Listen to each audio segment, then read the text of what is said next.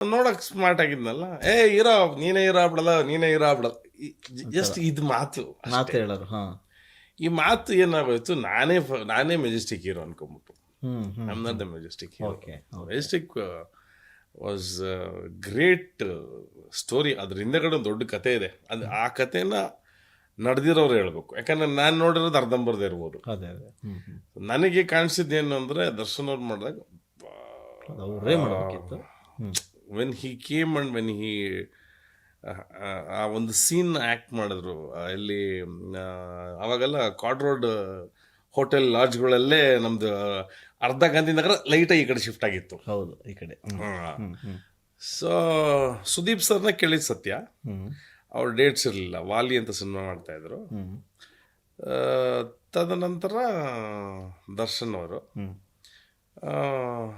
ಅವ್ರು ಯಾವುದೊಂದು ಸೀರಿಯಲ್ ಮಾಡ್ತಾಯಿದ್ರು. ಅದನ್ನು ಸಜೆಸ್ಟ್ ಮಾಡಿದ್ದನ್ನು ಅಣಜಿ ನಾಗರಾಜ್ ಅವರು. ಮಚ್ಚ ಇವ್ರಿಗೆ ಬಾಮಾರೀಶ್ವರಿ ಮಚ್ಚ ತೂಗುದೀಪ ಶ್ರೀನಿವಾಸ ಮಗ ಇದ್ದಾನೆ, ಭಾರಿ ಚೆನ್ನಾಗಿದೆ, ಹೈಟು ಗಟ್ಟ ಅಲ್ಲ, ಅವ್ನು ಟ್ರೈ ಮಾಡ್ಬೋದು ಅಂತ. When he came and when he acted, ತುಂಬ ಅಂದರೆ ಯಾವುದೋ ಸೀರಿಯಲ್ ಮಾಡ್ತಾಯಿದ್ರು, ಫುಲ್ಲು ಕ್ಲೀನ್ ಶೇವ್, ಒಂದು ಚಾಕ್ಲೇಟ್ ಬಾಯ್. ಇದ್ರ ಕ್ಯಾರೆಕ್ಟ್ರೇ ಬೇರೆ ಥರ ಇತ್ತು. Okay.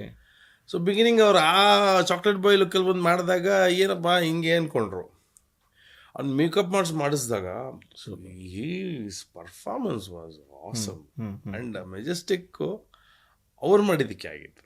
Correct. And thanks to Darshan sir, and thanks to Bama Harish, Ramamurthy, ಆಮೇಲೆ ರಮೇಶ್ ಅವರು, ಅದ್ರ ಹಿಂದೆ ಇರ್ತಕ್ಕಂಥ PN ಸತ್ಯ ಅವರು, ಆಲ್ ಟೀಮ್. ಆ್ಯಂಡ್ ಇದನ್ನ ನೋಡ್ಕೊಂಡು ದೀಪಕ್ ಸ್ವಲ್ಪ ಹುಚ್ಚು ಜಾಸ್ತಿ ಆಗಿತ್ತು. ಸಿನಿಮಾ ಹುಚ್ಚು ಜಾಸ್ತಿ ಅವಾಗ ಅವರ್ಸ್ ಕೊಡ್ತು. That's how.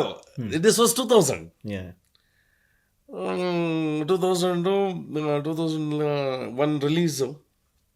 It was a big hit, massive hit. Majestic wasn't.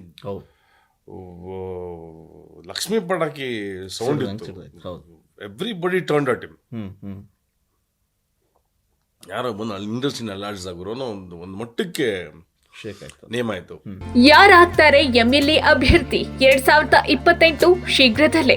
ಪ್ರತಿದಿನ ಒಂದೊಂದು ಕ್ಷೇತ್ರದ ಟಿಕೆಟ್ ಆಕಾಂಕ್ಷಿಗಳ ಸಂಪೂರ್ಣ ಮಾಹಿತಿ ಪೊಲಿಟಿಕಲ್ ಜರ್ನಲಿಸ್ಟ್ KM ಶಿವಕುಮಾರ್ ಅವರಿಂದ. ಕರ್ನಾಟಕದ ನಂಬರ್ 1 ಡಿಜಿಟಲ್ ಮೀಡಿಯಾ ನಿಮ್ಮ ನೆಚ್ಚಿನ ಕರ್ನಾಟಕ ಟಿವಿಯಲ್ಲಿ ಮಾತ್ರ.